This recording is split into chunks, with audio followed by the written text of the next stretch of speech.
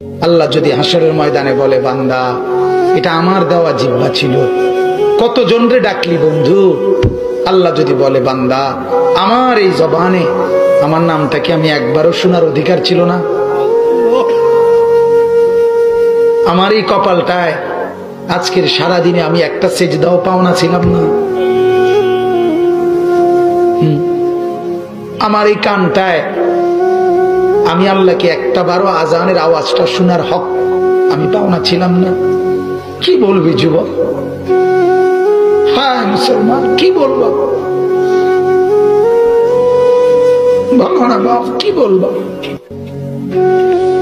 এক মা যদি বলে, মা তার পাষাণ ছেলেকেও যদি মা বলে, এরে বাপ 9টা মাস তোরে পেটে ধরছি রে বাপ, 2টা বছর তোরে বুকের দুধ খাওয়াইছি বাপ, বিনিময়ে তুই আজকে আমার মতো মা রে ভুলে গেলি বাপ, কেমনে রে সহ্য করলি?